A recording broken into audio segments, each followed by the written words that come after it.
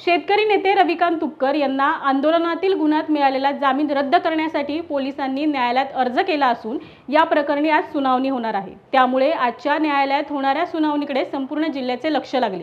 दरम्यान माझ्यावर एकही चुकीचा गुन्हा दाखल नाही, सर्व गुन्हे शेतकऱ्यांसाठी केलेल्या आंदोलनातील आहे। मी शेतकरी कष्टकऱ्यांच्या आग्रहास्तव लोकसभा निवडणूक लढवण्यासाठी घोषणा केली आहे। त्यामुळे जिल्ह्यातील काही सत्ताधारी नेत्यांच्या इशारावर मला तुरुंगात टाकण्याचा घाट घातला जातोय।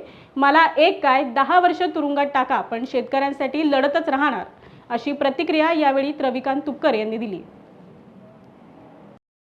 माझ्यावर जे काही गुन्हे दाखल आहेत ते आंदोलन करताना, सत्याग्रह करताना, सोयाबीन कापूस उत्पादक शेतकऱ्यांसाठी भांडतानाचे गुन्हे दाखल आहेत। एकही व्यक्तिगत स्वार्थासाठी माझ्यावर गुन्हा दाखल नाही किंवा चुकीचा एकही गुन्हा माझ्यावर दाखल नाही।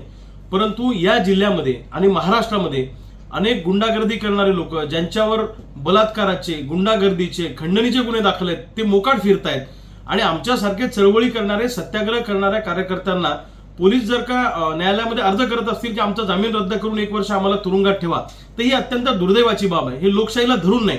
काय झालं की आम्ही जशी लोकसभा निवडणुकीची घोषणा केली तशी इथल्या काही सत्ताधारी पुढाऱ्यांच्या पायाखालची वाळू सरकलेली आहे आणि त्यांच्या नाकात दम आला, त्यांचा जनाधार संपलेला आहे।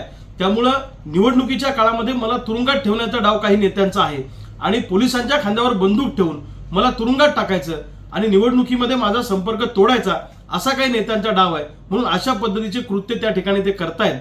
पण मी त्यांना एकच सांगेन, तुम्ही किती वेळा गुन्हे दाखल करा, 1 वर्ष नाही, तुम्ही मला 10 वर्ष तुरुंगात ठेवा, मी सोयाबीन कापूस उत्पादक शेतकऱ्यांसाठी रक्ताच्या शेवटच्या थेंबापर्यंत लढत राहणार आहे आणि वेळ प्रसंगी तुरुंगातून निवडणूक लढण्याची आमची तयारी आहे।